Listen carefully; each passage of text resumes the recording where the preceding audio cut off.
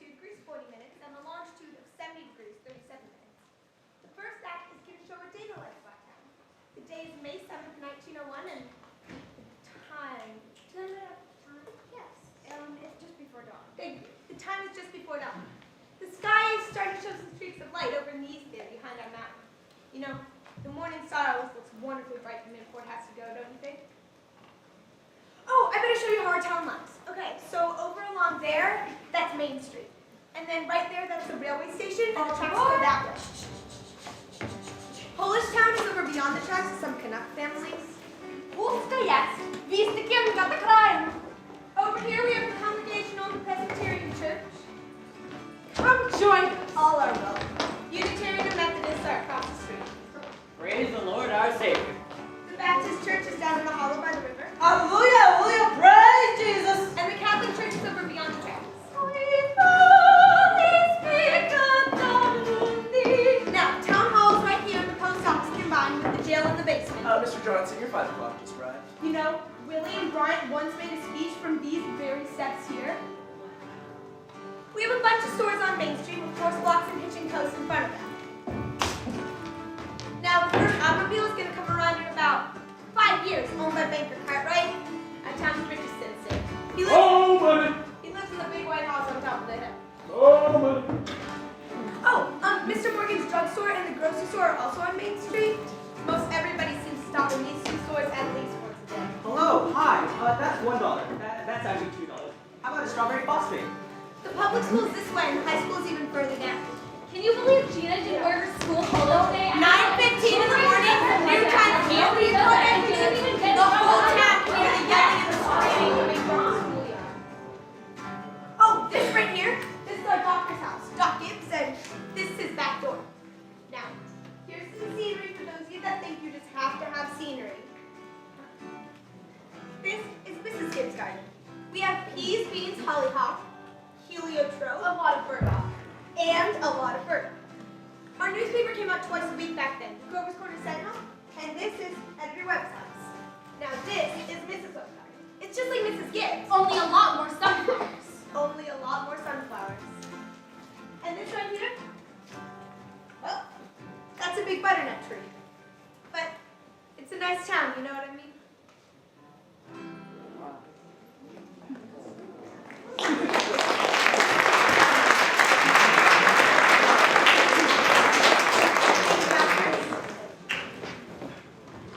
Nobody very remarkable comes out of it as far as we know. The earliest tombstones in the cemetery are from 1670 to 1680. They belong to the Cartwrights and the Hertzies and the Gibbses and the Webbs. Well, the same names that are around here now. So, as I said, it's about dawn. Here comes Doc Gibbs down Main Street now, coming back from that baby case.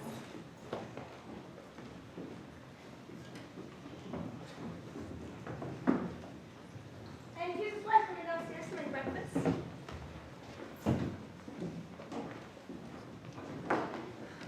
Doc Gibbs died in 1930. The new hospital is named after him. But his wife died before him, a long time ago like that. You see, she was going to visit her daughter Rebecca, who married some insurance man in Canton, Ohio, and she died there of pneumonia. But her body was brought back here. It's up there in the cemetery now, along with the whole messes of Gibbs and Herseys. Oh, she was Julie Hersey before she married Doc Gibbs in the Congregational Church. You see, in our town, we like to know the facts about everyone. Oh, and here's Joe Kyle Jr. delivering the morning paper. Hey. Good morning, Doc. Morning, Joe. Has somebody been sick, Doc? There, twins went over to Polish Town. Oh. You want your paper? Yes, I'll take it. Here you go. Have you been new guard on the world since Wednesday, Joe? Yes, sir. My teacher, Miss Foster, she's getting married to some guy over in Concord. I declare. How do you guys feel about that? It's none of my business, but I think if a person sets out to be a teacher, they have to stay one. How was your knee, Joe? No, that's fine, Doc. Like you said, I don't really think about it, and it always tells me when it's going to rain. What's it telling you today? Going to rain? No rain. Sure. Oh, yeah, I'm sure. You ever make a mistake, Joe? Yeah, no, sir. Good day. You too. I want to tell you something about that boy Joe Carl over there. See, Joe is awfully bright. He graduated top of his class in high school, so So we got a full scholarship to MIT and graduated top of his class there too. It was all written up in the Boston paper. He was going to be a great engineer, Joe was.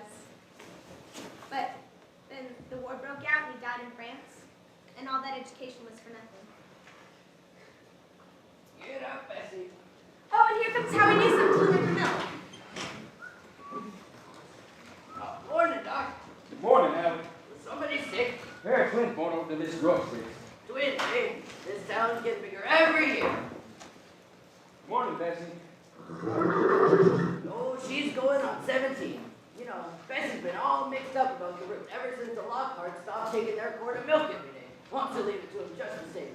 Keeps scolding me up the whole trip. Good morning, Howie. Good morning, Miss Gibbs. Doc's just coming down the street. Is he? Well, seems like you're running late today. Oh, yes. Something went wrong with the separator. Don't know what it was. Are we? Doc?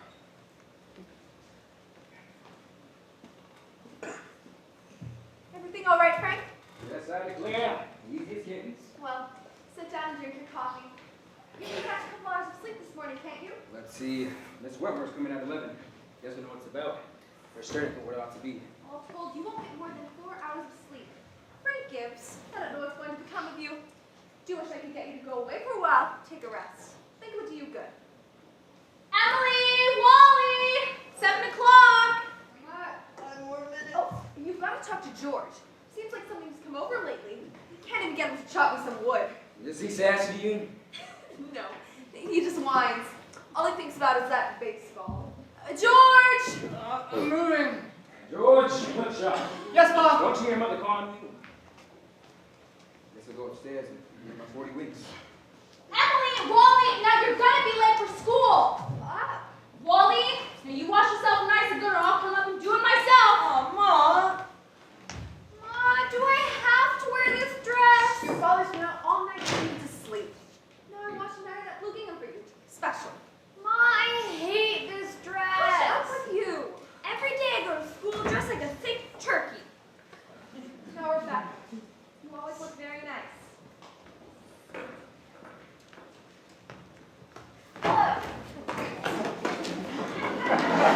I will come over there and slap the both of you. That's what I'll do. Oh, we have a factory in our town too. Do you hear it? It makes blankets. The Cartwrights own it and it's brought in a fortune. Stop hitting me. Go faster! Ow, you're so annoying. Wally, stop! Oh, say sorry to your sister. Sorry. Ow. Now, children, breakfast is one of the most important meals of the day, and I won't have you gobbling it down like wolves. Wally, put your book away. Oh, but Mom, I gotta know all about Canada by 10 o'clock. You know the rules as well as I do. No books at the table. As for me, I'd rather have my children healthy than bright. I'm both, Mama. I'm the brightest girl in school for my age. I've got a wonderful memory. I'm bright too, you know. When I'm looking at my stamp collection. Go change your pants. I'll talk to your father about it when he's rested, but it seems to me like 25 cents a week is enough for a boy your age. And I know what you spend it on. I got a lot of things to buy. Strawberry phosphates. That's what you buy. I don't see how Rebecca comes to have so much money. She has more than $1. I've been saving it up gradual. Well, dear, good to spend some every now and then. Mama, do you know what I love most in the world? Do you? Eat your breakfast. Rebecca, take care of your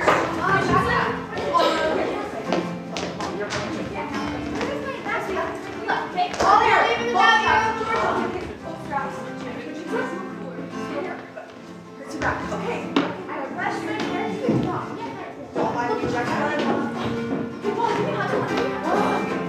Good day, alright? Wally, pull up your pants! Can you remember that, Rebecca? Wally, you look real nice, hon, Rebecca.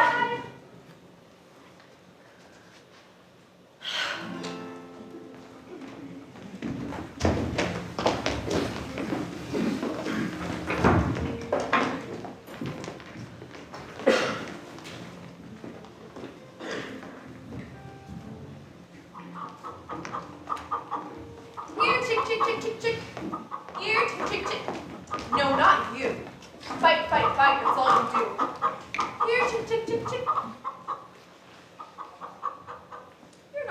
around here? Where'd you come from? Oh, no, I'm not gonna hurt you. It's gonna be okay. I'll be your friend. I'll talk to you. So, Buck, Buck. Good morning, Myrtle. Morning. How's your cold? Well, I still get that tickling feeling right here in my throat. I told Charles doesn't go to choir practice tonight. I didn't know. Have you tried singing over your voice? Yes, but I can't manage to do that and still stay on key.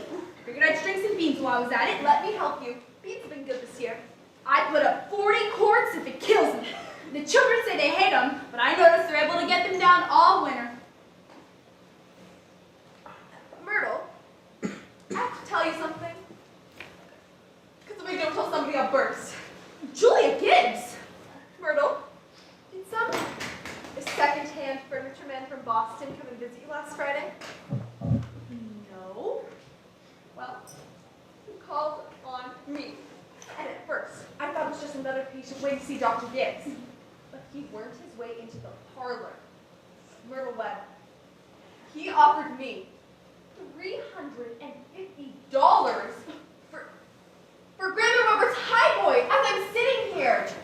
Why, Julia Gibbs. He did. With that old thing. It was so big, I didn't know where to put it. I almost sold it to Cousin Hester Wilcox.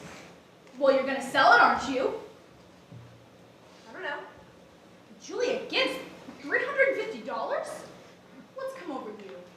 If I could get the doctor to take us away on a real trip, I'd sell it like that. You know, Myrtle, it's been the dream of my life to see Paris, France. I know it sounds crazy, but for years, I've been promising myself, well, that if I ever had the chance, And how does the doctor feel about that? They'd beat about the bush a little bit. Say if we got a legacy. That's the way I put it. Then I'd make him take me somewhere. And what did he say? You know how he is. Haven't heard a serious word out of him since I've known him. No, he said. It made him discontented with Grover's Corners to go traipsing about Europe. Let Beaumont alone, he says. But every 2 years, he makes a trip to the Civil War battleground. Oh, that's enough a treat for anybody, he says. Well, Mr. Webb's a good mind to give up Napoleon and go out to the Civil War.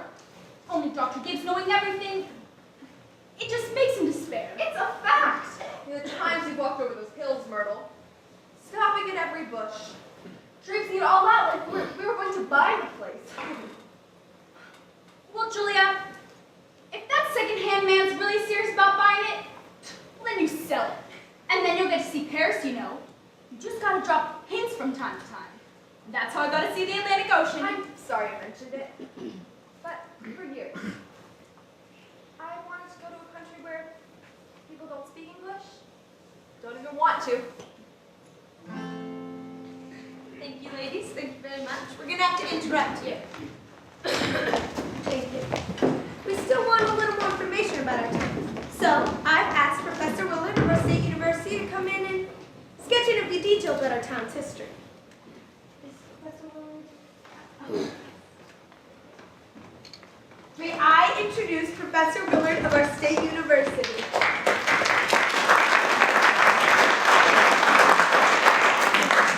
Now, a few brief notes, Professor. Unfortunately, our time is limited.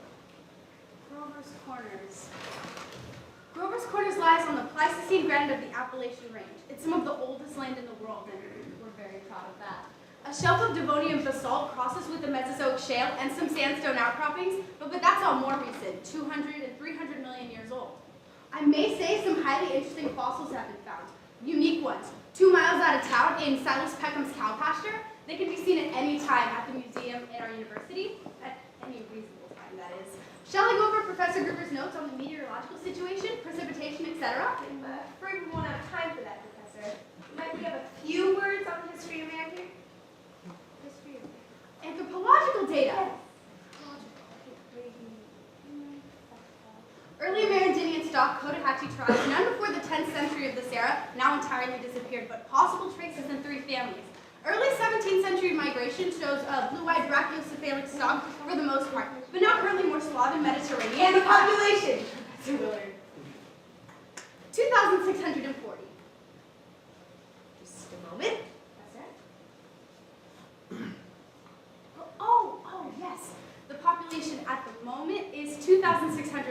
too. The Postal Service brings in about 507 more, making the grand total 3,149. Mortality and birth rates are constant by McPherson's gauge 6.032. Thank you, Professor. Thank you so much. So now we're going to move on. English. Professor, this way. Thank you. Now, for the political and social report, Editor Webb. Mr. Webb here? He'll be here in a minute. He just cut his hand while he was eating an apple. Thank you, Mrs. Webb.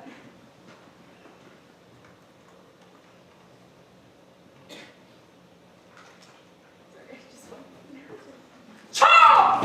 Everybody's waiting!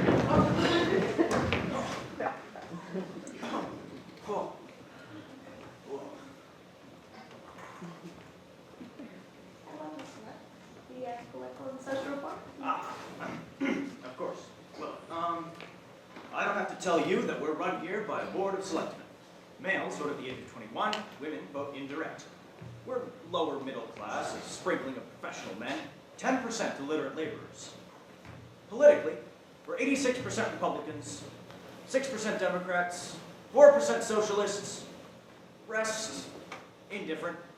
Religiously, we're 85% Protestants, 12% Catholics, rest indifferent.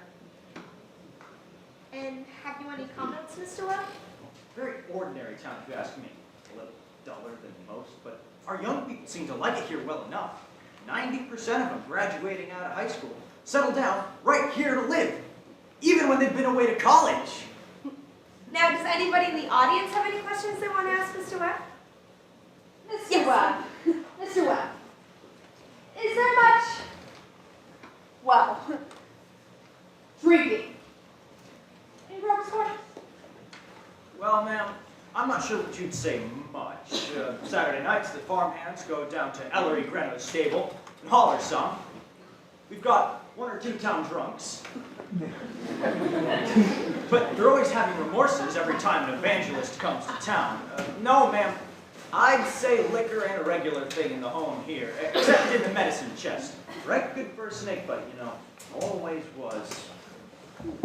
Excuse me. Oh, ma'am, unfortunately, Excuse this me. portion is over. Mr. Oh, Webb no, is no, very no, sorry. I have We a can't very take any more important questions question. tonight. Oh, no, this is more important than all of these questions. Now, does anyone in this town know about social injustice or industrial equality?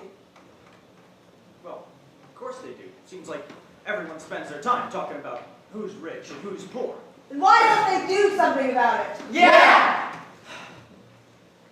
Well, I don't know. I guess we're all just looking for a way that diligent and sensible can rise to the top, and the lazy and quarrelsome can sink down to the bottom. But it ain't easy to find. Meanwhile, we do what we can to help those who can't help themselves, and those that can, we leave alone. Are there any other questions?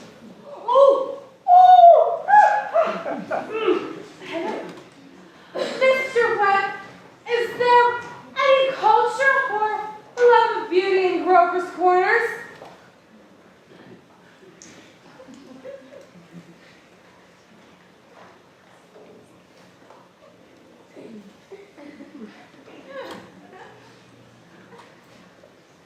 Well, ma'am, Yes? ain't much. No, thank you, Editor Webb. Now, we're going to return to our town. It's early afternoon. All 2,642 have had their dinners and all the dishes have been washed. There's an early afternoon calm over our town. A buzzing and a humming coming from the schoolyards. Only a few buttons on Main Street. The horses are dozing off at their hitching posts. Y'all remember what it's like. Doc Hughes is in his office, tapping people and making them say ah, and Editor Webb is cutting his grass. You know, 1 man in 10 thinks it's a privilege to push his own lawnmower. Yeah, no, I don't think so. Oh, no, sir, it's later than I thought. The children are coming home from school already. No, I have to go home another month, I promise. Seriously? Yeah. Oh, fine. Bye.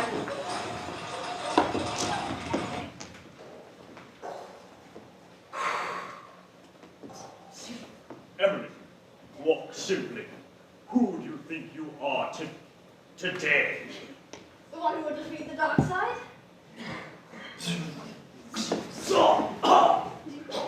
Emily, I am your father.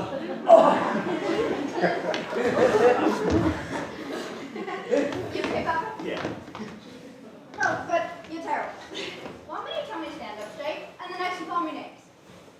I just don't listen to you. Golly, I have never gotten a kiss from such a great lady before, May the force be with you. and also with you.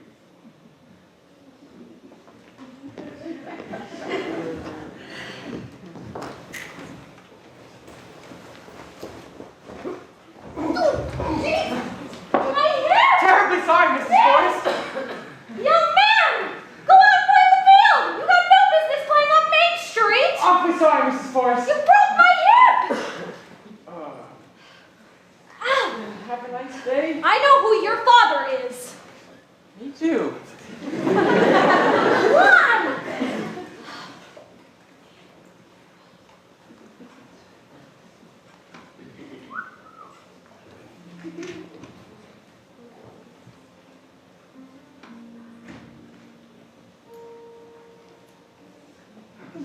Lovely. Hi. You made a fine speech in class. Thanks. No, I was really ready to talk about the Monroe Doctrine, but then Miss Corcoran made me talk about Louisiana Purchase, you know. I worked awfully long on both. Gee, it's funny. From my window up here, I can see your head nights when you're doing homework over in your room. Can you? You certainly do stick to it, Emily. I don't know how you can sit still all that long. I guess you just like school. Well, I always feel something to have to go through. Yeah. I don't mind it really, you know. Passes the time. Yeah. Emily, what do you think? We might work out a kind of telegraph system from your window to mine. And maybe every once in a while you could slip me a hint or two about one of those algebra problems. I mean, I don't mean the answers, of course not, Emily. Just a few little hints.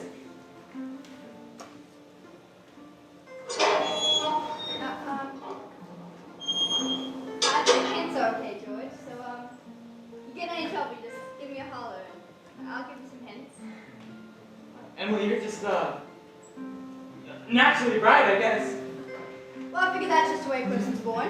Yeah. But, I want to be a farmer. And my Uncle Luke says that when I'm ready, I can come and work on the farm. And if I'm any good, I can just gradually have it. You mean the house and everything? Yeah. Oh. I'd better be getting out to the baseball field. Right, yes. Afternoon, Mrs. Webb. Afternoon, George. Thanks for the talk. No problems.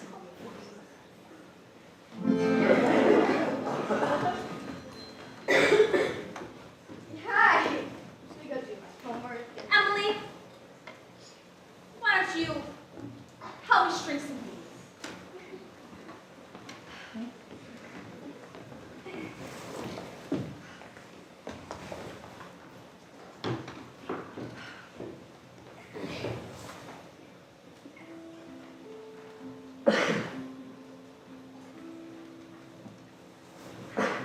George Gibbs let himself have a real conversation, didn't he? He's getting older. How old would he? Don't know. Well, let's see. He must be about 16. You know, my made speech in class today, and I was really good. You'll have to recite it for your father at supper. What was it about? Louisiana Purchase. He was like silk off of a scroll. I've made speeches all my life.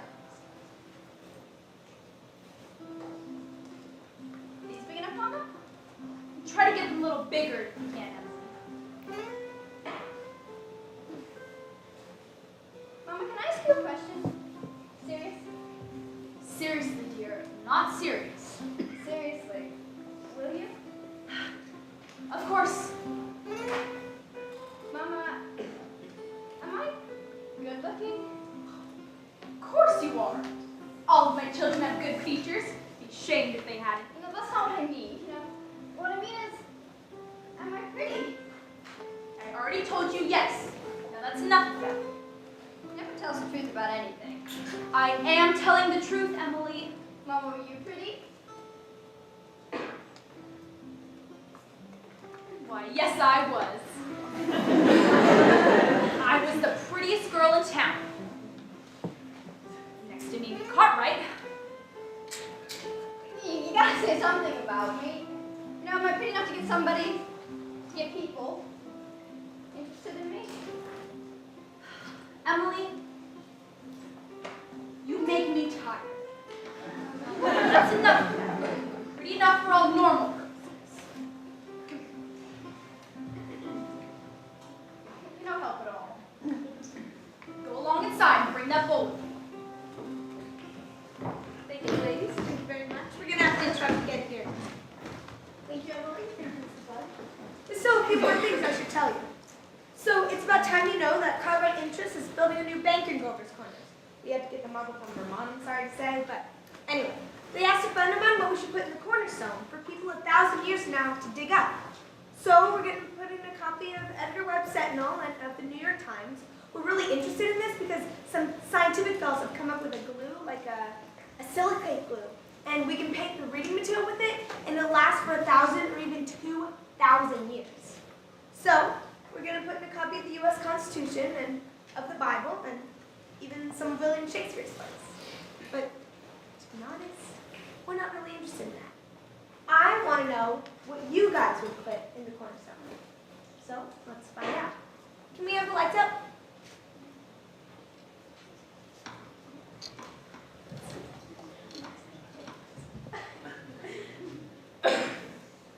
What about you? Yeah. What would you put in the cornerstone? That's a lovely answer. Who else has a good idea?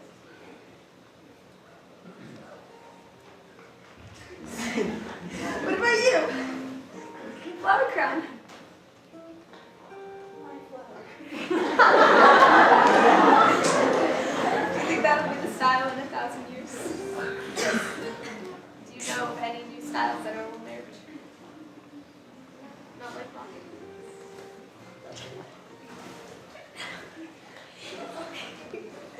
Let's take one more.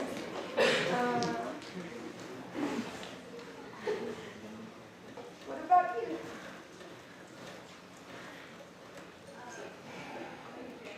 Pictures of your family? What do you think the average size of a family would be in 1,000 years?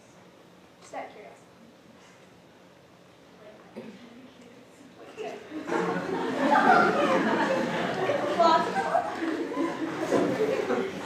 You see, everyone would put in either pictures of their family or the fashion, things that are relevant to now, to you guys. But, millions of years ago, and thousands and hundreds, people didn't really remember those things. Like, in Babylon, they once had 2 million people. And the only things we know about their lives are the names of some kings and some wheat contracts and some contracts for slaves. But still, every night, the dad would come home from work and the family would sit around and have dinner together. And the smoke would go up the chimney. Same as it does here. And even in Greece and Rome, the only real things we know about their lives are what we can piece together from some joking poems and comedies they put on in the theaters. So, you know what? I think we should put in a copy of this play in the cornerstone, so that people 1,000 years from now will know a few little facts about our lives. More than the Treaty of Versailles and Lindenberg flight. Do you see what I mean? So, people 1,000 years from now, this is what life was like in the provinces north of New York in the early 21st century. This is how we were growing up and our marrying, and our living and our dying.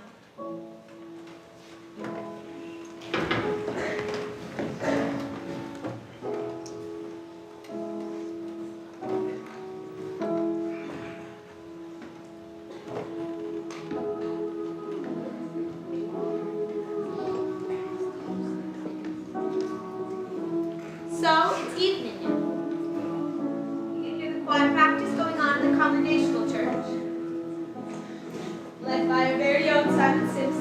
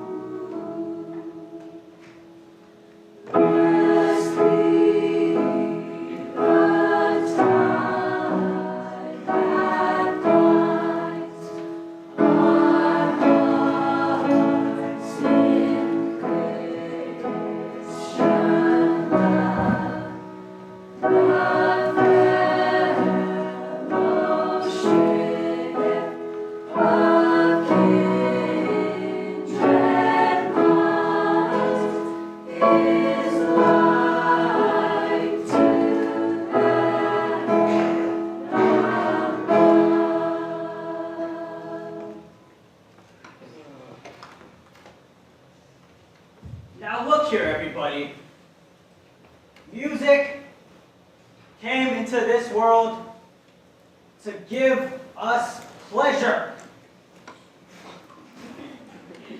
Now again. 1, 2.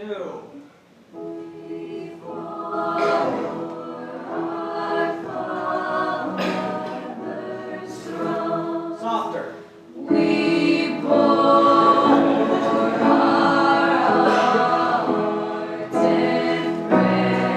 Softer.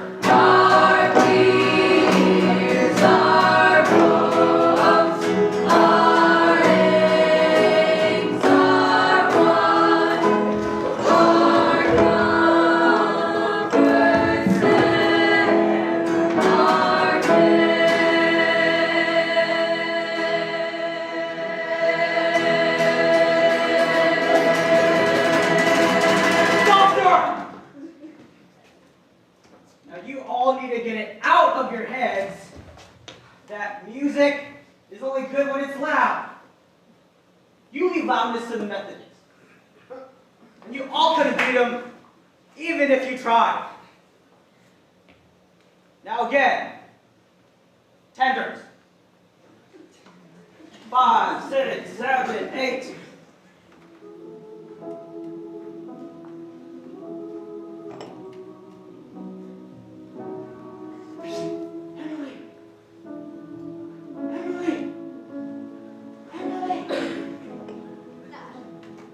Yeah, I can see it's you, George. Emily, did you get the answer to the third problem? Which? The third. Yeah, George. That's the easiest of them all. I don't see it. Okay, well, I'll give you a hint. The answer's in yards. Yards. In square yards. Square yards. Does George know what you say? Yeah. Square yards of wallpaper. Wallpaper. Thanks, Emily. You're welcome. Hey, isn't that fire practice just terrible? You know, I think if you hold your breath, you can hear the train all the way to Contica. Do you hear it? What do you know? Well, I probably should go back and do my work. Good night, Emily. Good night, George. Now, before I forget,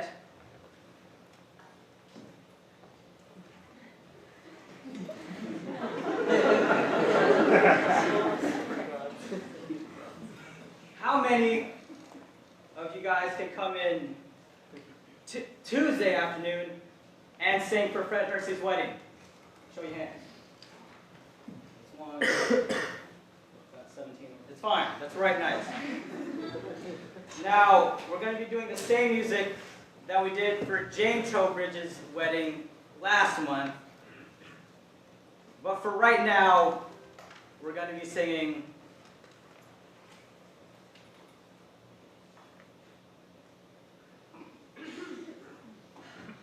Art thou weary? Art thou languid? It's a question, ladies and gentlemen. Make it stop. Ready?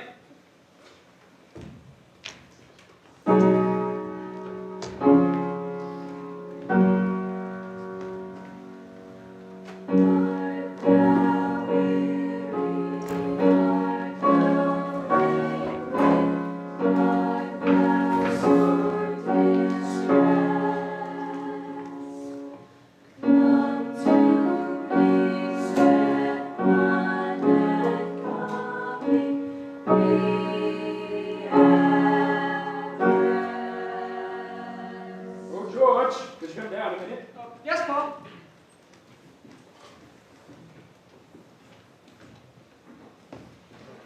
Sit down, George. Only take a minute. George, how old are you? I'm 16, almost 17.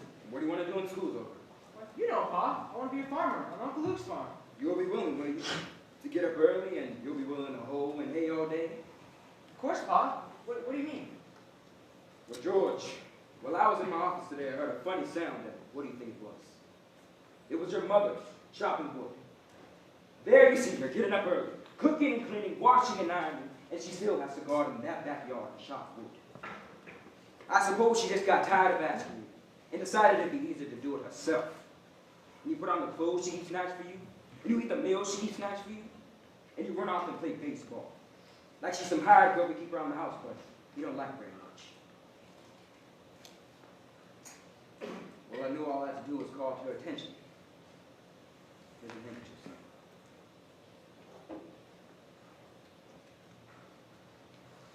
George, I've decided to raise your spending money 25 cents a week. Not, of course, for chopping wood for your mother, because that's a gift to give her. But because you're getting older, and I imagine you must find a lot to do. Well, thanks, Ma.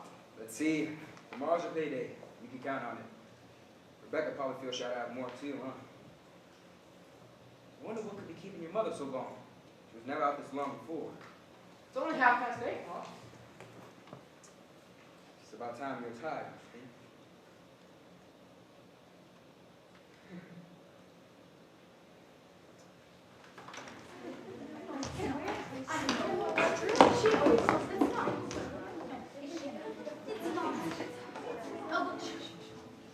Good night, Martha.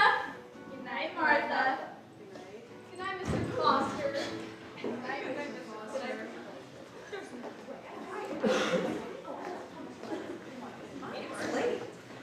Good night, Irma.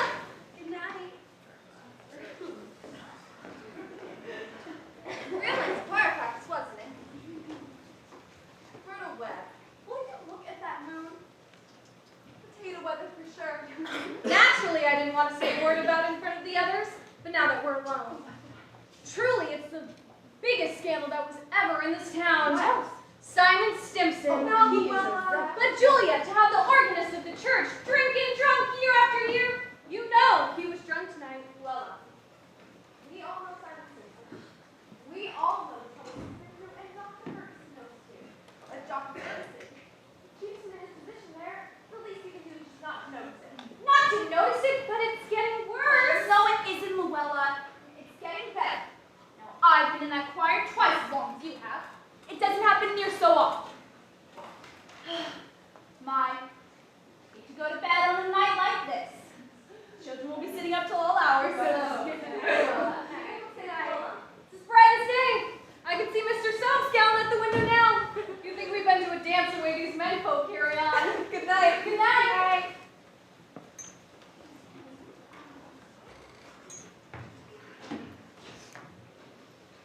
Well, we had a real nice time. You're late enough. Frank, it isn't any later than usual. Stopping at the corner to gossip with all the hands. Frank, don't be grouchy. Come out. Smell the heliotrope in the moonlight. I'm fine, here.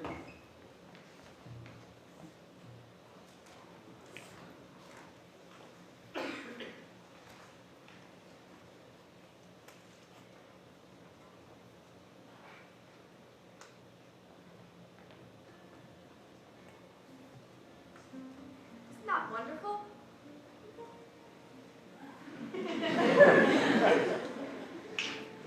What did you do all the time I was away? I read, as usual. And what were the girls gossiping about tonight? Believe me, Frank, there is something to gossip about.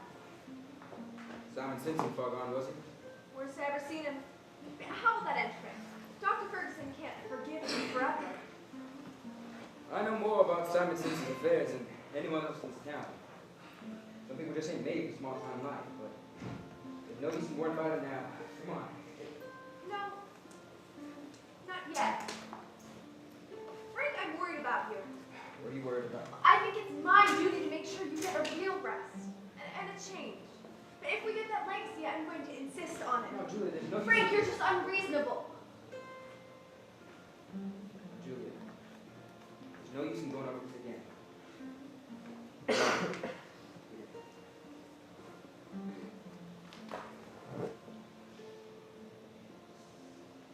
I gave George a piece of my mind tonight.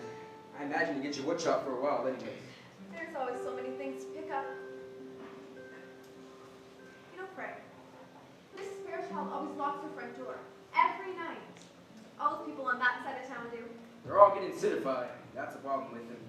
They got nothing fit to steal, and everybody knows it.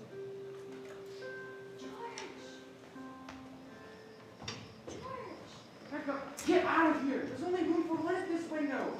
You're always spoiling everything. Oh, let me just look a minute. Use your own. But there's no moon there. George, do you know what I think? Do you? I think the moon's getting nearer and nearer. There will be a big explosion.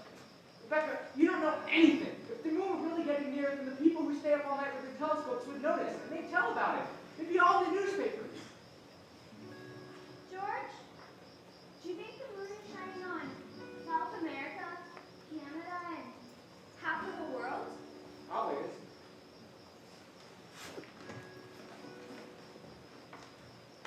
So, it's 9:30 now. Most everyone in town is asleep. Except here comes Constable Warren down Main Street trying a few doors, and Editor Webb after finally putting his paper to bed. Good evening, Bill. Evening, Charles. How's it going? Oh, sure is.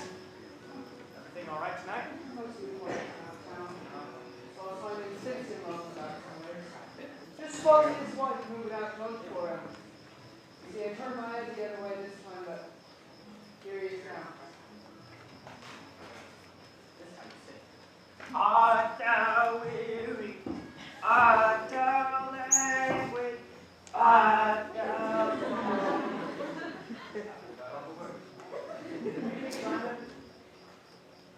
most of the town has settled down for the night, you know. Good evening. Most of the town has settled down for the night, Simon. I'm guessing we should do the same, huh? Can I walk a ways with you?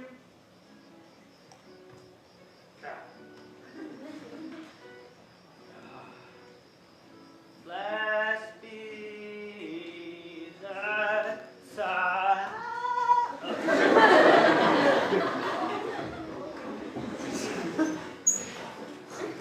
I don't know how that went, Mr. Webb. Well, he's seen a peck of trouble, one thing after another. Oh, Bill, if you see my boy smoking cigarettes, just give him a word, will you? He thinks a lot of you, Bill. I don't think your boy smokes no cigarettes, Mr. Webb. Please why he's no more than 2 or 3 a year, eh? Well, good night, Bill. Good night, Charles. Oh, Danny boy, the pipes are calling from glen to glen and Who is that up there? Is that you, Myrtle? It's not the wife you're looking for. Why are you not in bed? I don't know. Isn't the moon wonderful? The smell just skips heliotrope. Can you smell it? Yep. Haven't got any troubles on your mind, have you, Emily? Trouble, Papa? No. Well, enjoy yourself, but don't let your mother catch you. I won't. Night, Papa. Good night, Emily. I never told you about that letter Jane Coffey got from her minister when she was sick. He wrote Jane a letter, and on the envelope, it was addressed like this. Jane Crockett, the Crockett Farm, Rover's Corners, Sutton County, the United States of America. What's so funny about that? But wait, it's not finished.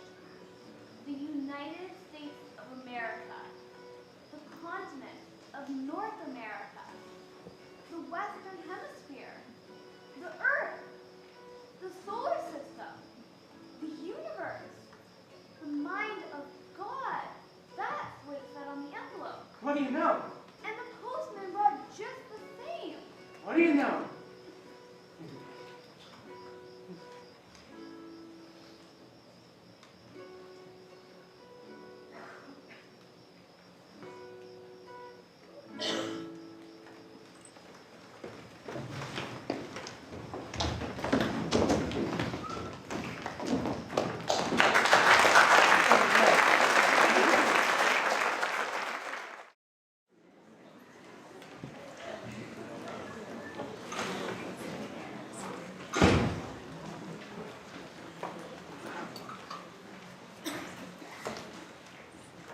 So, 3 years have gone by.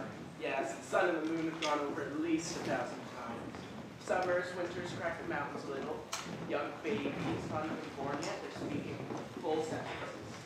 And young people who could bound up a flight of stairs, well, we're all a little shoddy apart now. All that can happen in 1,000 days. Nature's been pushing and contriving in other ways too. Young people falling in love, getting married. I see you. The mountains moved a fraction of an inch, and a couple million gallons of water have gone past the mill. So, the first act was called daily life, and this act is called love and marriage. Now, for the smart people in the audience, I'm sure you know what the third act's about, but slow your roll. There's lots to cover, Inspector Gadget. So, 3 years have gone by. It's 1904, late June, right when it's high school commencement, right when all the young people, after finishing hard geometry and Cicero's oration, feel they're right ready to get married. So, it's early morning, except this time it's been raining. And I mean, drenched. Everything's just drenched. Mrs. Gibbs' garden drenched, Mrs. Webb garden drenched. I was walking down Main Street yesterday. It was like curtains and stuff. Here's Mrs. Gibbs and Mrs. Webb coming down to make breakfast. Now, I don't have to tell any of the women in the audience that these two ladies have been cooking, cleaning, picking beans, feeding chickens, raising 2 children apiece. Some for 20 years, and some for more than 20 years. And not a single mental breakdown. It's like one of those European poets said, you gotta have life to love life, and you gotta love life to have life. It's what's it called? Vicious circle, that's what it's called. Vicious circle. Bessie. Here's Howie Newsom delivering the milk. Oh, and Cy Crowell delivering the papers, just like his brother before. Oh, morning, Howie. Morning, Si. Anything in the papers, I don't know. Nothing much. It's just Grover's Corners is about the best baseball player we ever had, George Gibbs. Oh, reckon he is. Oh, yeah, you know he could hit and run bases too, you know. Oh, yes. Mighty fine baseball player. Whoa, Bessie, I can stop and have a conversation if I mind to. I just don't understand how he could give up baseball for something like marriage. Can you, Howie? Can't tell, Si. Never had no talent that way. You're up early, Bill. Oh, morning, Howie. Trying to see if there's anything I can do to prevent a flood. River's been arising all night and the Lord knows it.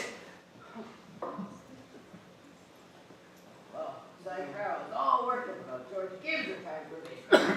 Oh, yes, sir. That's the way it goes, you know. Back in 84 we was there. With the name of, what was it? Hank Todd. Howie. Not even George Gibbs could have touched him. Mighty fine ball player, if you ask me. Howie, how does the weather look to you? Oh, it ain't bad. Think it might clear for good today. Good morning, Howie. Do you think it will rain? Oh, it rains so heavy, I think it might clear for good. Certainly hope it will. How much did you want today? Well, I'm going to have a house full of relations, Howie. I think I'll need 3 of milk and 2 of cream. Certainly. Mrs. Newsom wanted me to tell you that we both hope they'll be very happy. No, they will. Hope we'll see you there. We'll try to get there. Phil. Morning, Miss Webb. Oh, good morning, Mr. Newsom. Now, Howie, I know I told you I only needed 4 quarts of milk, but I hope you can spare another. Certainly. And the 2. Oh, Mrs. Newsom wanted me to tell you that we both hope they'll both be very happy, Miss Webb. No, they will. Thank you, and thank Mrs. Newsom for me. See you at the wedding. Well, Ma, the day has come. You're losing one of your chicks. Frank Gibbs, don't you say another word. I feel like crying every minute. The groom's up shaving himself. Only there ain't an awful lot to shave. Whistling and singing like he's glad to leave us. Every now and then he says, I do, to the mirror, but don't sound an awful lot convincing to me. I don't know how we get along, Frank. I've arranged his clothes for him. I made sure to put warm things on. But they're too young. And Emily won't think of these things. He'll catch a death of cold within a week. I was remembering my wedding morning, Julia. Don't you start that, Frank. I was the scaredest young fella in the state of New Hampshire. Thought of making a mistake for sure. But when I saw you coming down the aisle, I thought you were the prettiest young girl I've ever seen. The only problem was I'd never seen you before. There I was, in the Congregational Church, and a complete stranger. How do you think I felt? Weddings are perfectly awful things, Frank. Farces. That's what they are. Here. Made you something. Why, Julia Hershey, French toast. It ain't hard to make. I had to do something. How'd you sleep last night, Julia? Heard a lot of the hours struck off. Yes. I get a shock every time I think of George turning out to be a family man. That great dangling thing. I tell you, Julia, there's nothing so terrifying in the world as a son. The relationship of father and son is the darndest awkwardness. Mother-daughter's no picnic, let me tell you. There are their troubles, I suppose, but everybody has a right to their own troubles. People are supposed to live their life 2 by 2. It ain't natural to be lonesome. You know one thing I was scared of when I married you, Julia? Go along with you. I was afraid we'd run out of conversation won't last us a few weeks. And that's a fact. I was afraid we'd sit at this table and eat our meals in complete silence. But you and I have been conversating for more than 20 years now, without any noticeable bearing spells. Good weather, bad weather. Tate's very choice. I always find something to say. Did you hear Rebecca moving around upstairs? No, only day of the year Rebecca has been managing everybody's business upstairs. She's in her room. I got the impression she was crying. Right. This has got to stop. Rebecca, Rebecca, come down and get your breakfast. Morning, everybody. Only 5 more hours to live. George Gibbs, where do you think you're going? Mom, just going across the grass Not to see. like that, you aren't. You put on your overshoes, George. It's raining torrents. Mom, it's just a step. George, do as your mother tells you. Hurry. From this day forward, you can clean yourself in all weathers. When you're in my house, you'll live wisely, thank you. George, take your coffee. Mom, it's okay. George, really? I'll be right back. Mom, it's okay. Mom, I'll get coffee. George, please just take your coffee. George. Right back. George. Okay.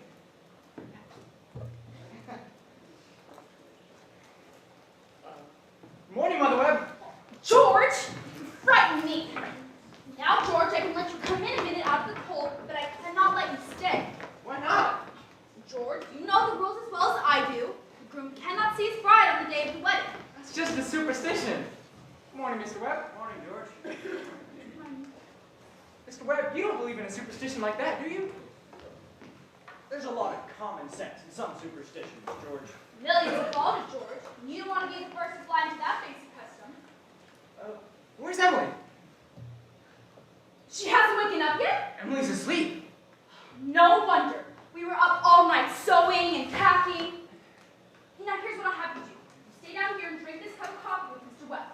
I'll go upstairs and make sure she doesn't come down and surprise you. There's some bacon there, too, but don't be gone long about it.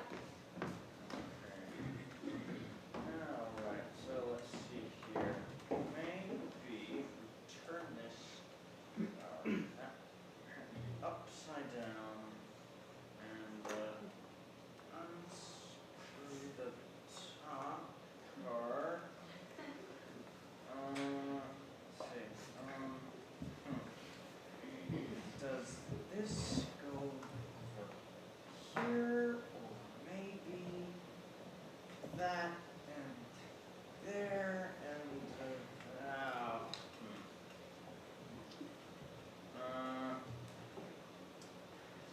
So George, how are you? I'm fine. Mr. Webb, what sense could there be in a superstition like that? Well, George, on her wedding morning, a woman's head is apt to be full of clothes and other things of the sort. Don't you think that's probably it? Yeah, I never thought of that before. A woman's apt to be a mite nervous on her wedding day. I just wish a fellow could get married without all the marching up and down, you know? Yeah, every fellow who's ever been married has felt that way about it, George. But it hasn't been any use. It's the women folk who've built up weddings, my boy. For now, the women folk have it all their own. The man looks mighty small at a wedding, George. All those fine women, standing shoulder to shoulder, making sure that the knot is tied. In a mighty public place. But you do believe in it, don't you, Mr. Webb? Oh, yes. Oh, yes. Don't you misunderstand me, my boy. Marriage is a wonderful thing. Wally! Leave the cat alone! Oh, wonderful thing. Don't you forget that, George. No, sir. Mr. Webb, how old were you when you got married? Well, you see, I'd taken some time to finish college. And I'd taken some time to get settled, you know? But Mrs. Webb, she wasn't much older than what Emily is now. Oh, age hasn't much to do with it, George. Not compared to other things. What else were you going to say, Mr. Webb? Oh, I don't know. Was I going to say something? George, I'd like to give you some advice that my father gave me when I got married. Charles, he said, start out early, showing who's boss, he said.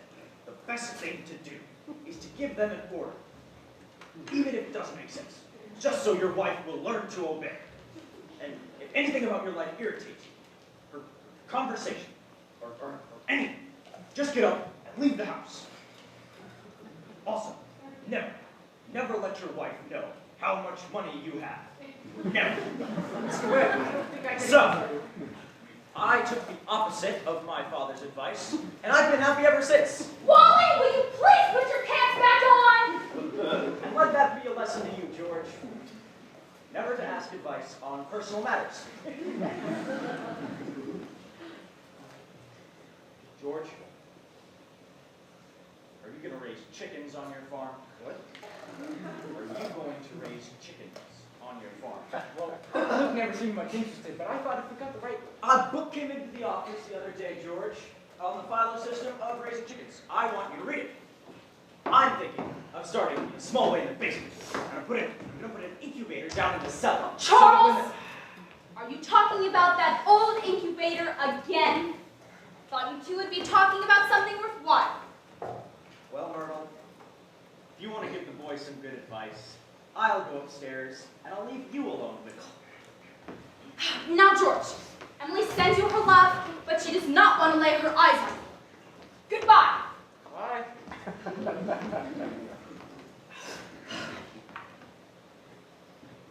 Well, Myrtle, I guess you don't know about that older superstition. What do you mean, Charles? Since the cavemen, no bridegroom should ever see his father-in-law on the day of the wedding or near it. Now remember that. Thank you, Mr. and Mrs. Webb. Now I'm going to have to interrupt here. I know, I'm sorry.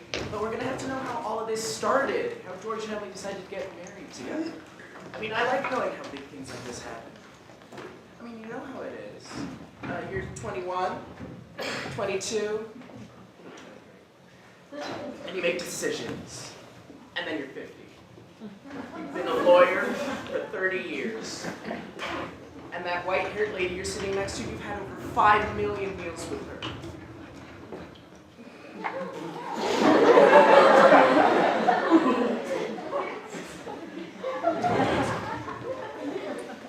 How do these things happen? Now, Emily and George are going to show you the conversation they had when they knew they were right for each other. I mean, you know how it is, being young and in love.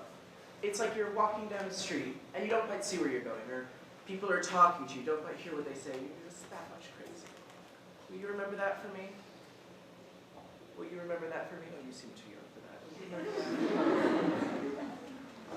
Now, it's almost 3 o'clock, so George and Emily should be getting out of high school soon. Now, George just got elected president of the junior class.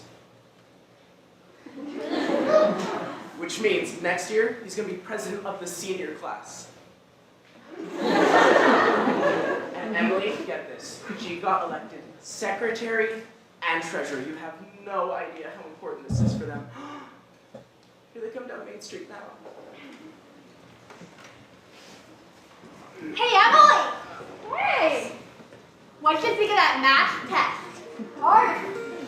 Yeah. See you Monday, okay? Okay. Ernestine! Hey, you want to do mine tonight? Oh, sorry, I can't. Why not? My mom won't let me. Oh, you have to. She'll be mad. All right, I'll see you, okay? Bye. Bye, Helen! Bye. Bye, Helen. Bye.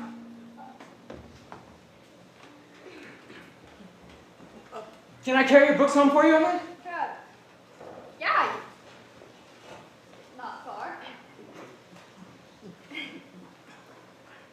Excuse me a minute. Hey, Bob, I'm a little late to practice. Just start anyways, and throw her up some Long Islands, okay? You got it. Bye, Lizzie. Boy! Bye, Lizzie. Boy! Thanks. Emily, why are you mad at me? Well, I'm not, mad at you. You've been treating me so funny lately. Well, if you want to bring it to the open, I might as well say it right out. Goodbye, Miss Corcoran. Hi, Miss Corcoran. Oh, goodbye. What is it? No, I don't like the whole change in the you in the past year. No, I'm sorry if that hurts your feelings, but I gotta tell the truth and shame the devil. What do you mean it changed? Up until a year ago, I used to like you a lot. I used to watch you as you did everything. Because we've been friends for so long. When you started spending all your time at baseball, you never really had time for anybody anymore, not even your own family. Not even Rebecca. You've gotten really stuck up. Now, I'm not the only one who's saying this. All the girls are behind your back, and I don't like hearing it, but I have to agree with them a little. I'm sorry if that hurts your feelings, George, but I'm not going to be sorry I said it. I'm glad you said it, Emily. I never thought that such a thing was happening to me. I guess it's hard for a fellow not to have faults creeping to his character. Well, I think a man should be perfect, and I expect him to be. I don't think it's possible to be perfect, Emily. Well, my dad is, and as far as I can tell, your dad is. Why can't you? I see it as the other way around. Men are naturally good. Girls are. Well, I'm not perfect. It's harder for girls to be perfect than a guy. I'm more nervous. Look, I don't know why I said all that stuff about you, and it's not important. You guys go home. Can I have my books?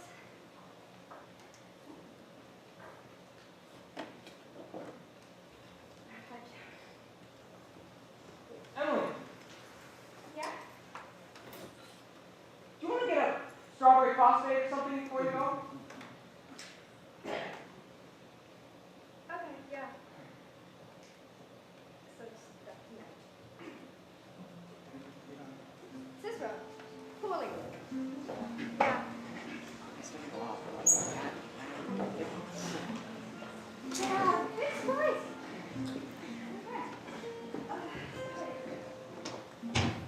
Bing, bing. Oh, Stu. Hello, George. Hello, Emily. Sit down. Sit down. Emily, where have you been crying? Oh, she just had an awful scare, Mr. Morgan. She almost got run over by a hardware store wagon. Everybody knows that Tom Huckins drives like a crazy man. You gotta look both ways before you cross the street nowadays. Drink this glass of water, Emily. What'll you have then, huh? Strawberry phosphate. Emily, have an ice cream soda with me. 2 ice cream sodas, Mr. Morgan. 2 ice cream sodas. As I speak to you right now, there's 125 horses in Grover's Corners. And yesterday, the state inspector came in, bringing in these automobiles. The best thing you can do is just stay home. I remember a day when a dog could fall asleep in the middle of Main Street. Nothing comes to disturb it. You enjoy those. Yes, Mrs. Schwartz, what do you want? That's so expensive. Emily, don't think about that. We're celebrating our election. And you know what else I'm celebrating? Nope. I'm celebrating because I've got a friend that tells me all the things that ought to be told to me. Please don't think about it, George. I don't know why I said that stuff. It's not true. Emily, you stick to it. But you'll see. I'm going to change so quick that you bet I'll change. And I'd like to ask a favor. Emily, if I go away to state agriculture college next year, could you write me a letter once in a while? Of course. I certainly will. Well, don't you think Grover's Corners would get, a little boring after a while? The day wouldn't come when I wouldn't want to know everything that's happening here. I know that's true, Emily. Well, I'll try to make my letters interesting. Normally, every time I meet a farmer, I ask him if he thinks it's important to go to agriculture school to be a good farmer. Really? Yeah, and some of them say it's even a waste of time. You can get get all those things anyway in the pamphlets that the government sends out. Uncle Luke's getting old, and he's about ready for me to start taking over the farm tomorrow if I could. George. And like you say, being away all that time in other places and meeting other people, if anything like that can happen, I don't want to go away. I guess what I'm trying to say is that new people aren't any better than old ones. I think that they almost never are. Emily, I feel that you're as good a friend as I've got. I don't need to meet the people in other towns. Well, I don't know, maybe it's really important for you to go learn about cattle judging, soil, I don't know. Emily, I'm going to make up my mind right now. I won't go. I'll tell Pa about it tonight. Why do you have to make that decision now? It's a whole year away. Listen, Emily, I'm glad you spoke to me about that fault in my character. And what you said was right, but there was one thing wrong in it. And that was when you said that for a year I wasn't noticing people. You, for instance. Why, you said you were watching me while I did everything. I was doing the same thing about you all the time. I always thought about you as one of the chief people I thought about. I was always making sure where you were sitting in the bleachers and who you were sitting with. And for 3 days now, I've been trying to walk home with you, but something always got in the way. Like yesterday, I was waiting for you over by the wall. You walked home with Mrs. Corcoran. Well, how was I supposed to know you were there? Listen, Emily, I'm going to tell you why I'm not going to go to agricultural school. I think that once you've found a person that you're very fond of, I mean, that's fond of you, likes you enough to be interested in your character, I think that's just as important as college is, more so. And that's what I think. Yeah, I think it's important too, George. Emily, Yes? if I do improve, and I make a big change, would you be, could you be? I am now. I think I've always been.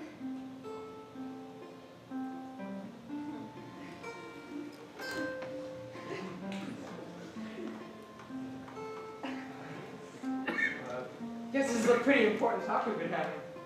I guess.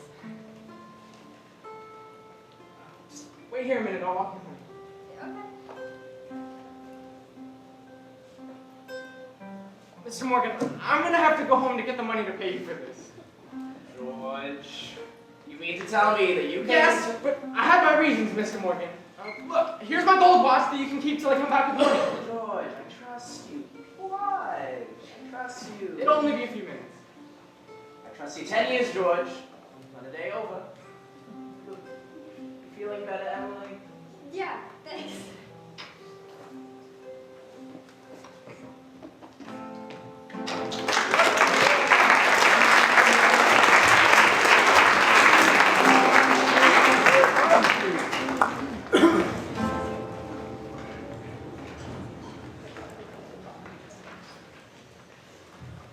Well, let's get started with the wedding, shall we?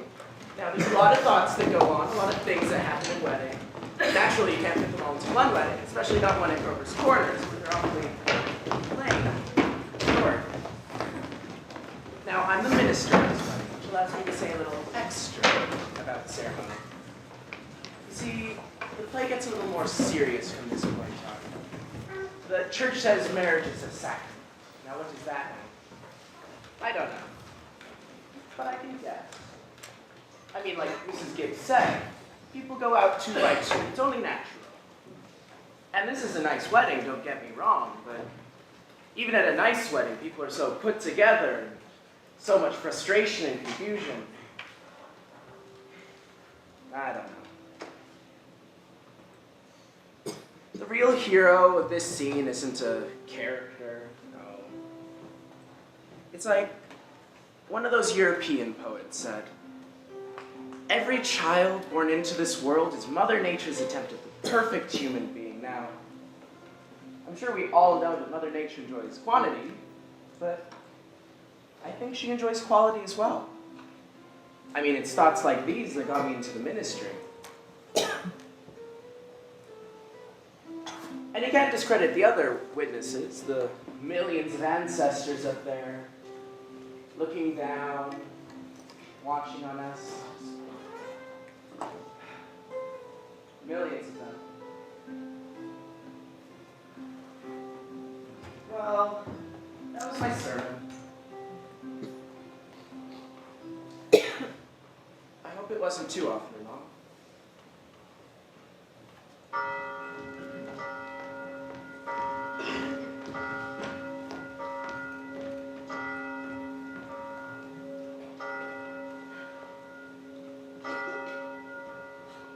Oh, I don't know why I should be crying. I suppose there's nothing to cry about. You know, it came over me this morning at breakfast.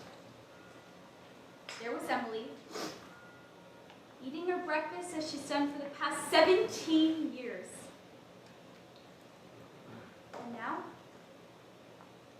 she's going off to eat it in someone else's house. I suppose that's it. And Emily, she suddenly stopped eating, put her head down on the table, and said, "I can't eat another bite." And she started to cry. You know, there is something downright cruel about sending our girls into the world this way. I hope some of her girlfriends have told her a thing or two. It's cruel, I know, but I couldn't bring myself to say it. I went into it blind as about myself. The whole world's wrong. That's what's the matter. Here they come. Hey, George and Jay! Finally getting married, huh? Let's hope your marriage is better than your swing. Woo! Let's go. Go on, girl.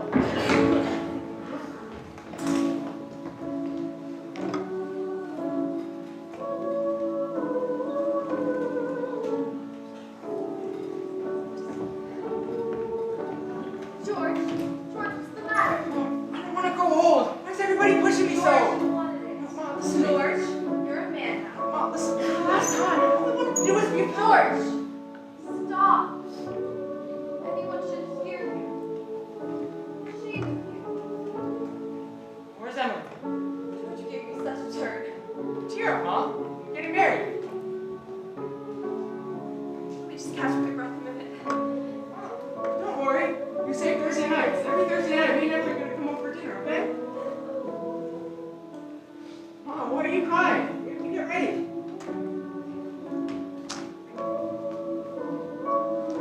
No.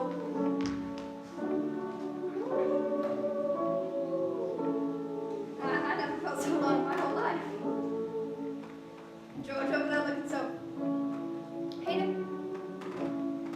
I wish I was dead. Don't get upset. Emily, I don't want to get married. Emily, everything's all right. This is a bad idea. You know, remember when I was a little girl, and you said I was your girl? We don't have to do this. We can go somewhere, you and me, I can work here. Now, so we don't have to do this. Emily, you mustn't say such things. You're just nervous.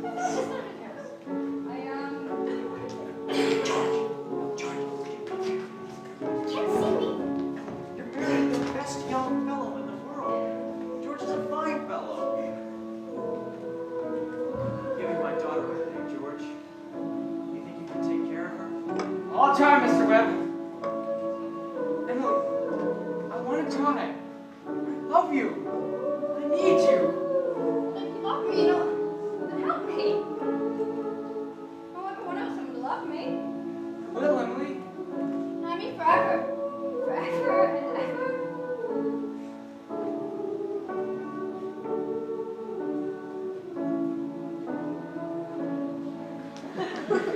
Waiting for us. Come on. Gotta go.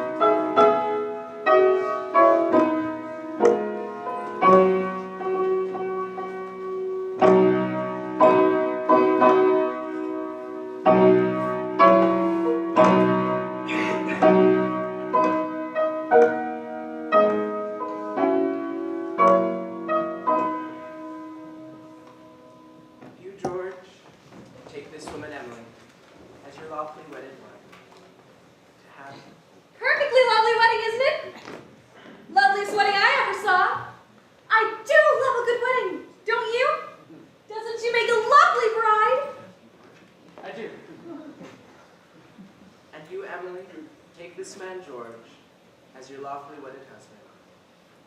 Heaven wait. You see this? Don't know when I've seen such a lovely wedding. But I always cry. I don't know why, but I always cry. I just love seeing young people happy. Don't you? I think it's wonderful.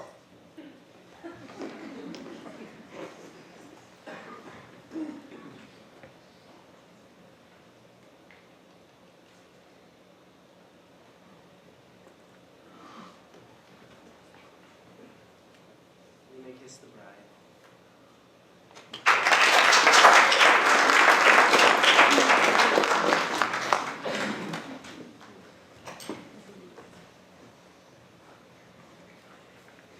You know, in my time, I've served over 2,000 weddings.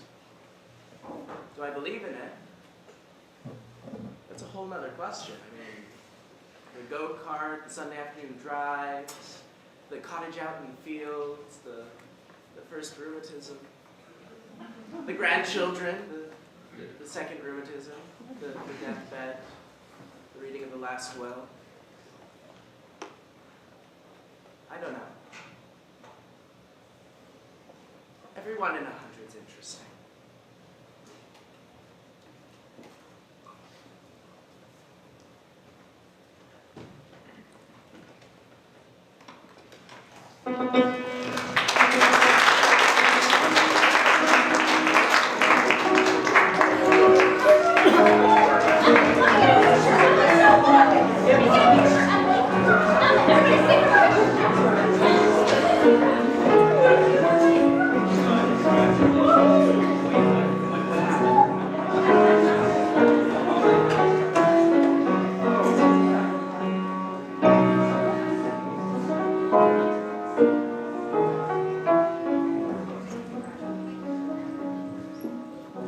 Aren't they a lovely couple?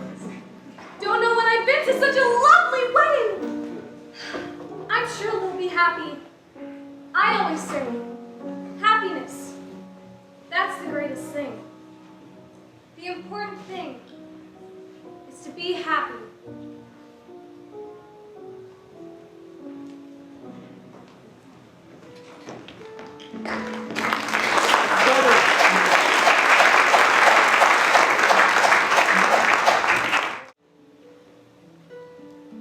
This time 9 years have gone by, friends. Summer, 1913. Gradual changes in Grover's Corners. Horses are getting rare. Farmers coming to town in Fords. Everybody locks their house doors now at night. Ain't been any burglars in town yet, but everybody's heard about it. You'd be surprised though. On the whole, things don't change much around here. This is certainly an important part of Grover's Corners. It's on a hilltop. A windy hilltop. Lots of sky, lots of clouds, often lots of sun and moon and stars.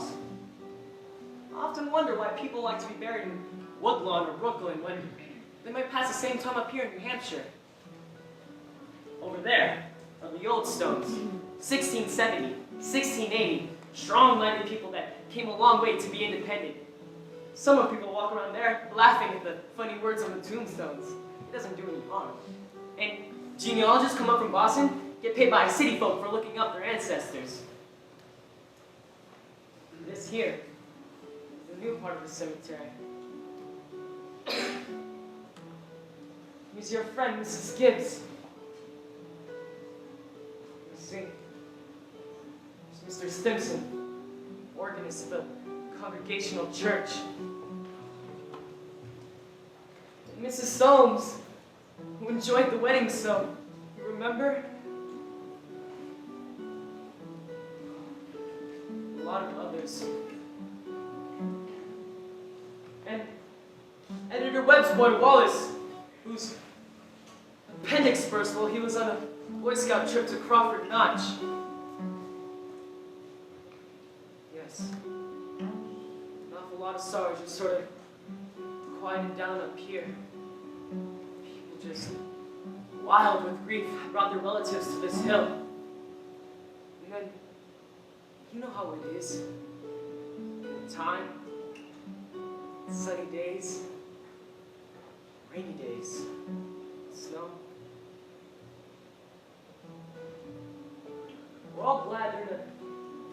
place. And that we're coming up here when our time's over. Now, there are some things we all know, but we don't take them out and look at them very often. We all know that something is eternal, and it isn't houses, and it isn't names, and it isn't earth, and it isn't even the stars. We all know deep down in our bones that something is eternal, and that something has to do with human beings.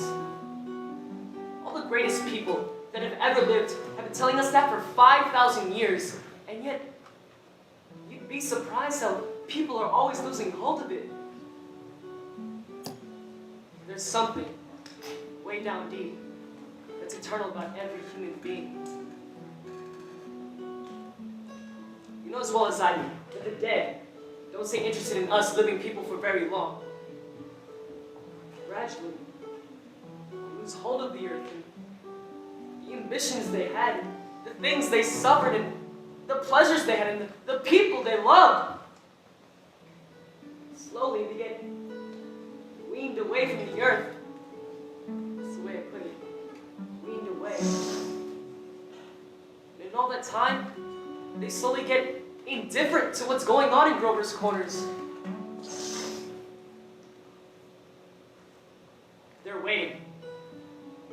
They're waiting for something that they feel is coming. Something important and great. Aren't they waiting for the eternal part of them to come out clear? Now, some of the things they're going to say, maybe it'll hurt your feelings, but that's the way it is. Mother and daughter, husband and wife, enemy and enemy, money and miser. All those terribly important things kind of grow pale around here. And what's left when your memory's gone and your identity is Smith?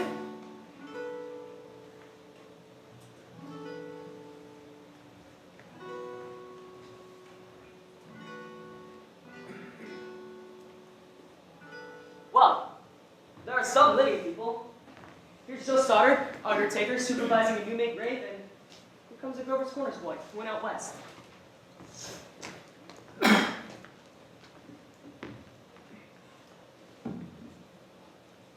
Good afternoon. Good afternoon. Joe Stoddard? Yes. Now let me see. Do I know you? Sam. Sam Craig. Oh, Sam Craig. Should have known you'd be back for the funeral. You've been away a long time, Sam. Yes, I've been away over 12 years. I'm in business out in Buffalo now, Joe. But I was in the East when I got news of my cousin's death, and thought I'd combine things a little and come and see the whole company. You look well. Yes. Can't complain. Very sad journey today, Sam. Yes. Yes, I always hate to supervise on a young person's day. Well, they should be here in a few minutes. I had to come a little early. My son is surprising at home. Old Farmer McCarty. I used to do chores for her. After school. She had the lumbago. Yes, yes. We brought Farmer McCarty here many years ago now. And is this my Aunt Julia? I'd forgotten that she, well, of course. Yes, Doc Gibbs lost his wife 2 or 3 years ago now. Around this time. And of course today he's taking a very big blow. That's my sister Carrie's boy. Sam. Sam Craig. I'm always uncomfortable when they're around. Simon. Do they choose their own verses much, Joe?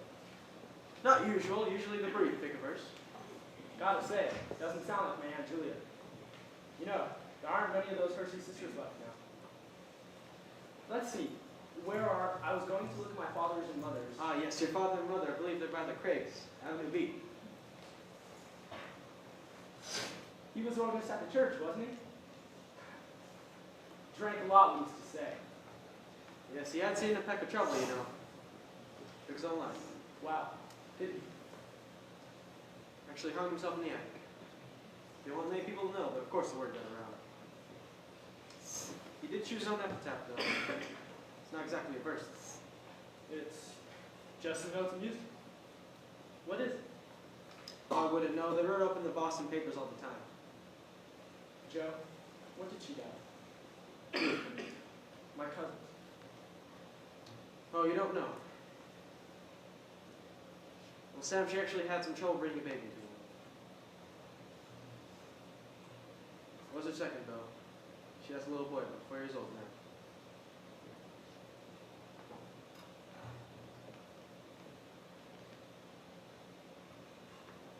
The grave's going to be over there. See, there's not much room over by the Gibbses anymore, so we're opening up a whole new lot of Gibbses. Avenue Evans. You'll excuse me. Who is it, Julia? My daughter-in-law, Emily Webb. Well, I declare, the road up here must have been awful nutty. What did she die of, Julia? Childbirth. Childbirth. I'd forgotten all about that. Wasn't life awful and wonderful? Wonderful, was it? Simon. Remember. I remember Emily's wedding. Beautiful wedding. I remember Emily practicing her class poem at graduation exercises. She was one of the brightest girls that ever graduated high school. Her principal can say so time after time. I called on them at their new farm just before I died. Perfectly beautiful farm. It's on the same road we lived on. Yep, right smart farm. Oh, I love that hymn. I was hoping they'd sing it here.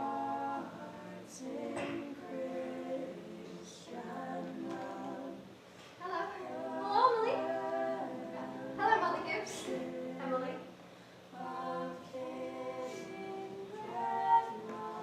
It's raining. Yes. Oh, they'll be gone soon. Just rest yourself. You know, it feels like thousands. You know, Father, remember that I like this hymn? I wish I'd been here a long time. I don't like being new here. You know, how do you do, Mr. Simpson? How do you do, Emily? No, Mother Gibbs, no, George and I made that farm just the best place you ever saw. We thought of you the entire time. We wanted to show you this new barn and a great long cement drinking fountain stock. We bought out the money you left us. I did? Yeah. Don't you remember? It was over $350. Yes, of course. Well, there's this patent device on that fountain, and it never goes below a certain mark they have there, and it never goes above, and it's fine. It won't be the same, you know, to George without me.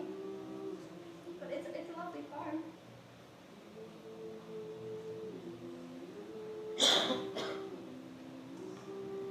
A lot of people don't understand, do they? No, dear. Not very much. They just sort of shut up, little boxes. I feel like it's 1,000 years since I last knew them.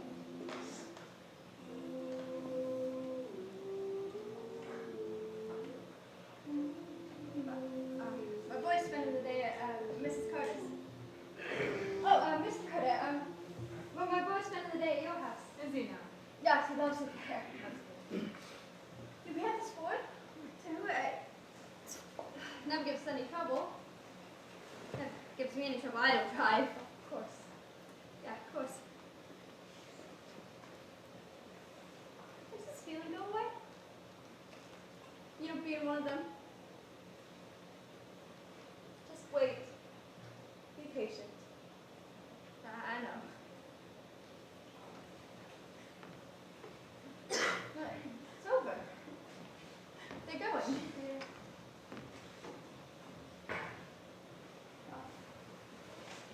Well, the gifts bring some more flowers to you.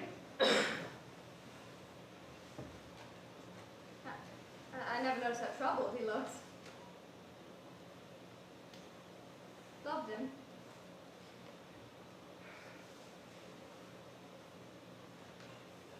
Troubled. No, that's all life people are. Troubled. Well, it's a little bit colder than it was. Yes. That rain's cooled off quite a bit. Those rains are always doing the same thing, don't they? It's not rain, it's a 3-day blow. Mother, one can go back, no? I can just feel it. No, for a minute I was thinking about my farm and my kid was on my lap playing his day. Of course you can, Emily, but I can go back and live those days over again. All I can say, Emily, don't. But no, it's true, right? No, I can go back and live there again. Yes, some have tried, but they soon come back here. Don't do it, Emily. Emily, don't! It's not what you think it'd be. I won't choose a sad day. I choose a happy day. I'll choose a day I first knew I love George. Why should that be painful? You not only live it, you watch yourself living it. Yes?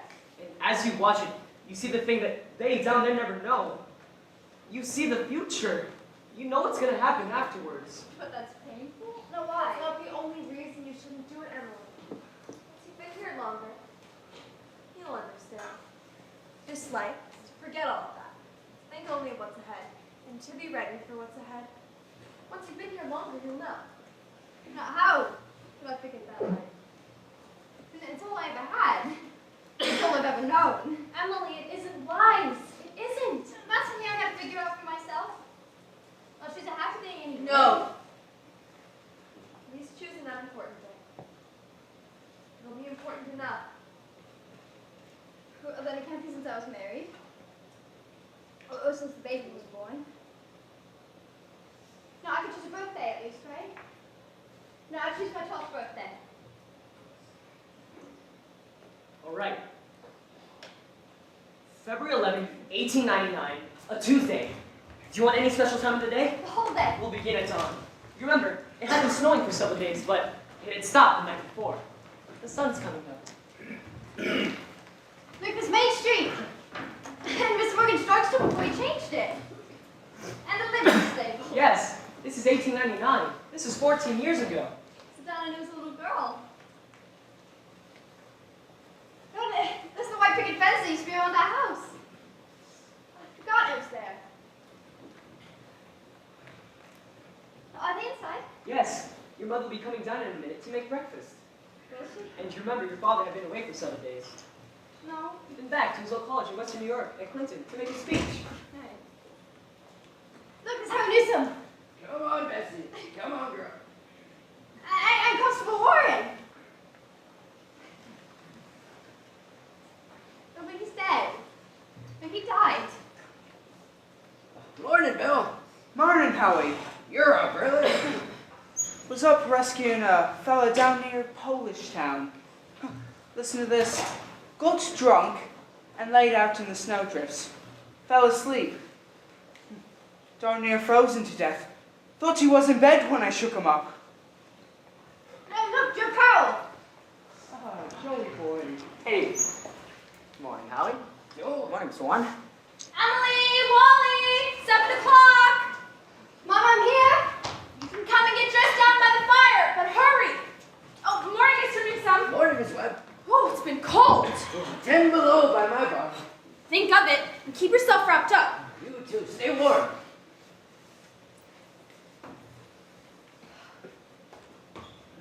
How young Mama looks. Not every Mama's that young.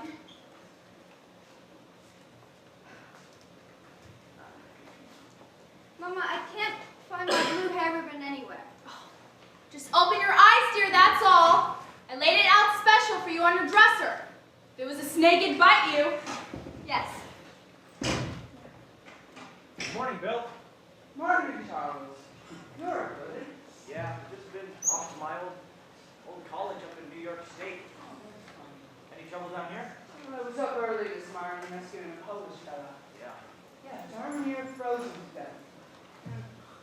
Gotta get that in the paper. Wasn't much. Papa. Good morning, Mother. Oh, Charles, how'd it go? Went all right. I told him a few things. Any trouble down here? Nothing special that I've noticed. It's been right cold. You know, Howie Newsom says it's 10 below over his barn. Yeah, well, it's colder than that back at Hamilton College. Students' ears are falling off. It ain't Christian. Paper have any mistakes in it? None that I noticed.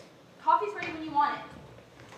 Now, Charles, I hope you remember, it's Emily's birthday today. Got her something, didn't you? Got her something right here.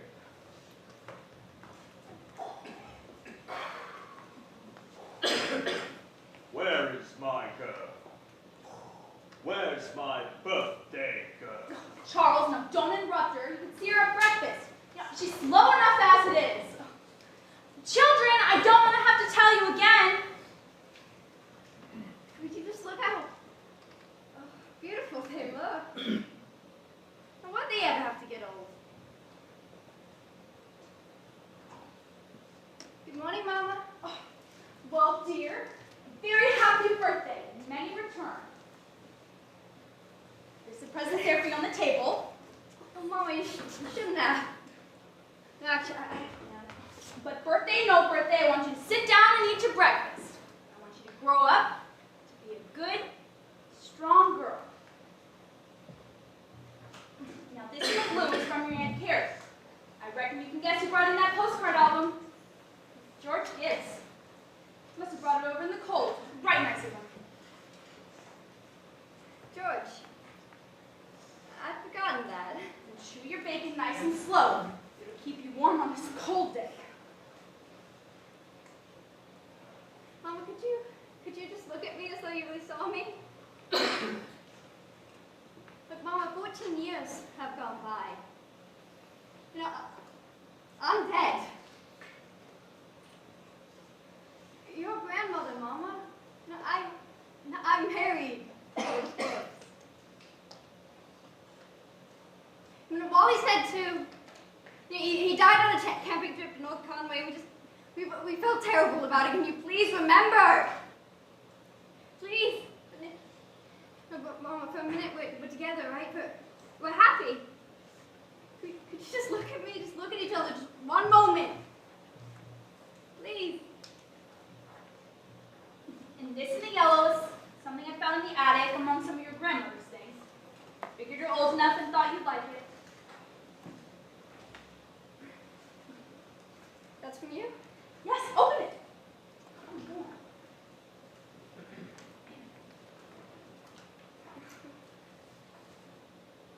Mama, it's beautiful. And it's just what I wanted. Well, I'm glad you like it. Are you okay? Are you crying? Emily, there's nothing to cry about. Your brother made you something too. You made it in his manual training class, and you worked very hard on it, so make sure you make a big fuss about it. Your father has something for you too. Well, I don't know what it is. Oh, here he comes. Where is my girl? Where's my birthday girl? No, I can't. It's going too fast. We can't look at one another. I didn't notice. All of that was going on and we just didn't know? Well, I'm ready to go back.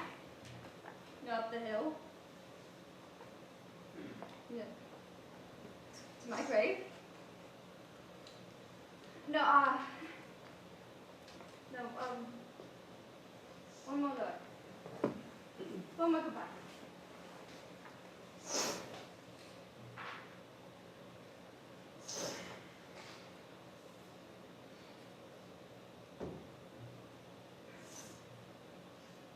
Goodbye, world.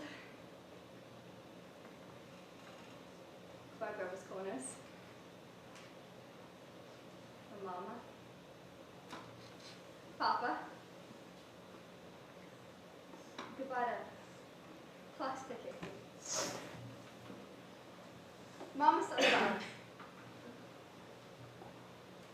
Bye to drinking really good cups of coffee. Eating. Newly ironed dresses. Hot baths. Goodbye to sleeping in. Waking up.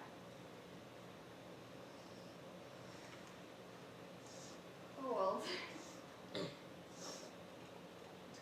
any of us to recognize you. Does anybody realize life while they have it, you know? Every minute. No. Saints and poets, maybe. Maybe so.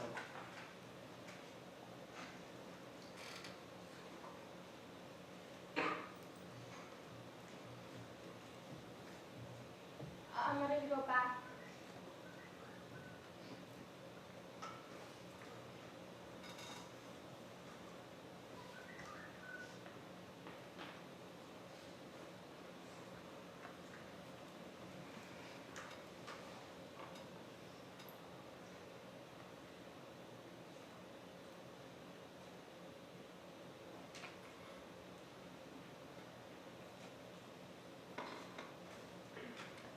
Are you happy?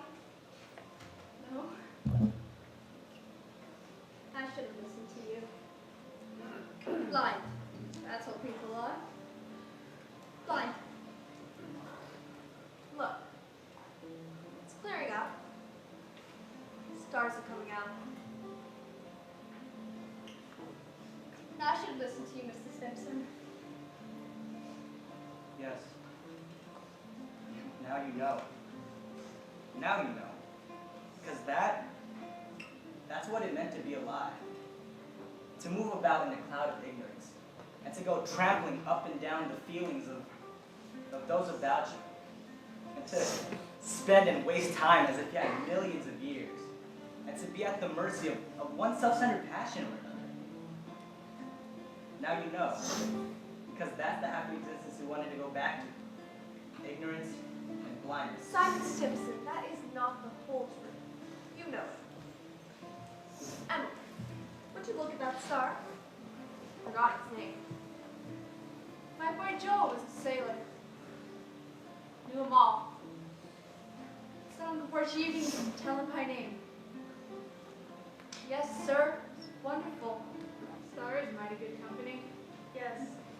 Yes, 'tis. Hey. Here comes one of them. Goodness. It's time for one of them to be out here. We ought to be home. For the games of George. It's George. My boy Joel knew the stars. He used to say it took millions of years for that speck of light to get to Earth. It almost seemed like nobody could believe it, but that's what he used to say. Millions of years.